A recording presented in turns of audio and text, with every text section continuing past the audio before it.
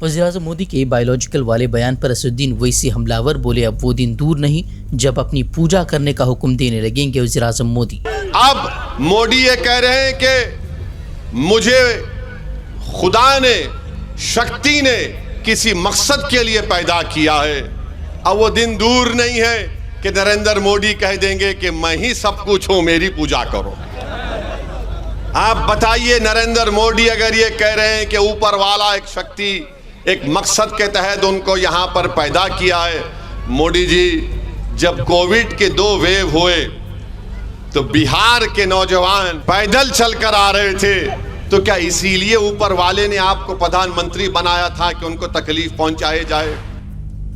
گجرات کے احمد آباد میں پولیس پر مسلم نوجوان کی ہلاکت کا لگا الزام۔ متاثرہ کی بیوی نے پولیس اسٹیشن کے PSI پر 4-5 لوگوں کے ساتھ مل کر مسلم نوجوان کی بے رحمی سے پٹائی کرنے کا لگا الزام۔ پولیس تھانے سے چھوٹ کر گھر لوٹنے کے بعد سر میں درد سے تڑپ رہا تھا نوجوان، اسپتال میں علاج کے دوران ہوئی موت۔ ریاستی پولنگ پینل کی وارننگ کے بعد چھتیس گڑھ BJP نے 3 قابل اعتراض انسٹاگرام پوسٹ کو کر دیا ڈیلیٹ۔ الیکشن جیتنے کے لیے مسلم مخالف پروپیگنڈے پر مبنی ویڈیوز جاری کر لوگوں کو گمراہ کرنے کی لگاتار کوشش کر رہی ہے BJP۔ انتخابی ریلیوں کے دوران اپنے عہدے کا وقار بھی برقرار نہیں رکھ پا رہے وزیراعظم مودی۔ اپوزیشن پر تنقید کے لیے انتہائی سطحی بیان بازی کا وزیراعظم مودی پر لگ رہا ہے الزام۔ مسلم، مٹن، مچھلی کے بعد مجرے جیسے الفاظ استعمال کرتے نظر آئے وزیراعظم مودی۔ آج انڈیا الائنس پر حملہ بولتے ہوئے کہا، پاکستان میں SP اور کانگریس اتحاد کے لیے کی جا رہی ہیں دعائیں۔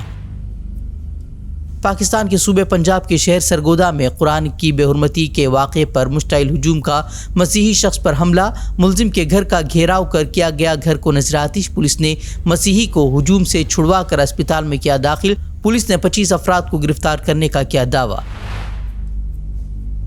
گجرات کے راجکوٹ میں گیمنگ سینٹر میں آتش زدگی معاملے کا گجرات ہائی کورٹ نے لیا خود نوٹس، کہا یہ انسان کی پیدا کردہ تباہی۔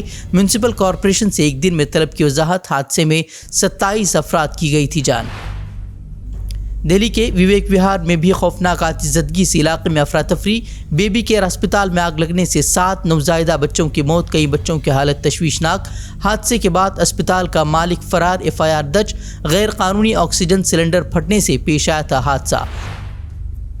مسلم برادریوں کو OBC زمرے سے خارج کرنے کے کولکتہ ہائی کورٹ کے فیصلے کے بعد BJP حکمراں ریاستوں کا جارحانہ تیور۔ الیکشن کے بعد مسلم ریزرویشن کا جائزہ لینے کے لیے کمیٹی تشکیل دینے کا راجستھان BJP حکومت کا اعلان۔ اڈیشہ پولیس نے EVM توڑنے کے الزام میں BJP امیدوار پرسنتا چگا دیو کو کیا گرفتار۔ پولنگ بوتھ پر انتخابی اہلکار سے بحث کے دوران توڑ دی تھی EVM۔ BJP امیدوار نے الزامات کو کیا خارج، کہا غلطی سے زمین پر گر گئی تھی EVM، پھنسانے کا لگا الزام۔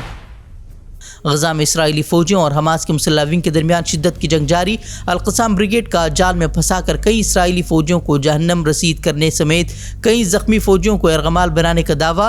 حملے اور یرغمال بنانے کی ویڈیو بھی جاری کی، جبکہ اسرائیلی فوج نے حماس کے دعووں کو قرار دیا بے بنیاد۔ رفح حملہ روکنے کے عالمی عدالت انصاف کے فیصلے کے باوجود اسرائیلی فوج کے بے گھر فلسطینیوں پر حملے جاری۔ 24 گھنٹوں میں مزید 80 فلسطینی شہید، 36,000 کے قریب پہنچی شہداء کی تعداد۔ فلسطینی شہریوں کے قتل عام کے جواب میں حماس نے ایک بار پھر تل ابیب پر برسائے راکٹ۔ اسرائیل کا اکثر راکٹوں کو فضا میں ہی مار گرانے کا دعویٰ۔ جنگی مجرم نتنیاہو کی مشکلات میں اضافہ، تل ابیب میں یرغمالیوں کی رہائی کے لیے مذاکرات اور جنگ بندی کا مطالبہ کرتے ہوئے عوام کا زبردست احتجاج۔ نتنیاہو سے استعفے کا بھی عوام نے کیا مطالبہ۔ مسلسل مظاہروں کے درمیان اسرائیل نے دوبارہ مذاکرات پر آمادگی کا کیا اظہار۔ حماس رہنما اسامہ حمدان نے نئے مذاکرات کی دعوت کو کیا مسترد، کہا ہم پہلے ہی جنگ بندی کی تجویز پر ہو چکے ہیں رضامند، اب مزید مذاکرات کی نہیں کوئی ضرورت۔ نئے مذاکرات کو غزہ میں جارحیت جاری رکھنے کا ایک ذریعہ قرار دیا۔ غزہ میں اسرائیلی جارحیت کے خلاف کھل کر بول رہے ہیں کچھ ممالک۔ ہسپانوی وزیر دفاع نے غزہ میں جاری قتل عام کو نسل کشی سے کیا تعبیر، کہا اسے کسی بھی صورت نہیں کیا جا سکتا نظر انداز۔ رفح میں فوری جنگ بندی کا کیا مطالبہ، فلسطینی ریاست کو تسلیم کرنے کے فیصلے کو بھی تشدد کے خاتمے کا اہم ذریعہ قرار دیا۔ حال ہی میں ناروے، میڈرڈ اور اسپین نے فلسطین کو بطور ریاست تسلیم کرنے کا کیا تھا اعلان۔